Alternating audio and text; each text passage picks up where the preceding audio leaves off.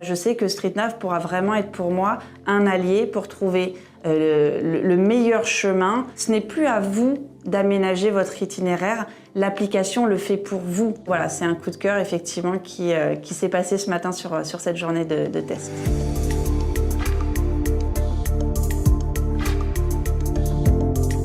Très rapidement, en fait, l'application nous a géolocalisés. Elle savait exactement où nous nous trouvions dans le bâtiment, à proximité de quelle salle. Avertissement. Position trouvée. Vous êtes à l'étage 2, à proximité de la salle Cambodge. Jusque-là, c'est plutôt juste. Ouais. J'ai trouvé facilement l'endroit qui était indiqué que je ne connaissais pas. Et l'application, à chaque fois que j'ai avancé à peu près de 3-4 mètres, a su me dire s'il fallait que je prenne à gauche ou à droite. Tournez à droite. Franchissez la porte. J'ai été très impressionnée franchement par cette capacité à vraiment cartographier l'intérieur d'un bâtiment. On ne s'y attend pas. Tournez à droite. Il me dit bien exactement où tourner.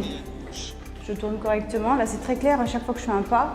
Le guidage indoor, ça c'est très appréciable. Je pense que les ERP devraient en tirer parti, les établissements recevant du public, parce que pour nous, ça serait d'une précieuse aide de pouvoir être guidé dans des structures complexes telles que les hôpitaux, les universités, etc., etc. Et puis, ce qui est très important aussi, c'est l'accessibilité numérique. Et ça, j'insiste là-dessus, puisque nous, en tant que déficients visuels, non-voyants, malvoyants, on en a évidemment besoin. L'accessibilité numérique, c'est la condition essentielle pour pouvoir utiliser des applications sur le smartphone. Et une bonne accessibilité numérique veut dire une bonne navigation à l'aise, fluide, robuste. Et ça, ça fait aussi la différence par rapport aux autres applications qui sont disponibles sur le marché. Je l'utilise aussi entre autres pour ça. Comité Valentin Paris-Île-de-France. Accueil de l'AVH, suivez le rail de guidage, puis à gauche pour l'ascenseur. Alors maintenant 9h. C'est précis, hein. Mais si en plus c'était bien, au moment où il faut tourner à 3 heures, c'était là. Et il m'a dit monter au 5e à l'aide du bouton. Fermeture des portes. Donc là, instruction me disant de sortir de l'ascenseur, de tourner à gauche, que la salle se trouve à 10 heures. Voilà, faire quelques mètres, tourner à gauche à 9 heures. Vous êtes arrivé, la salle de réunion se trouve devant vous, porte à double battant.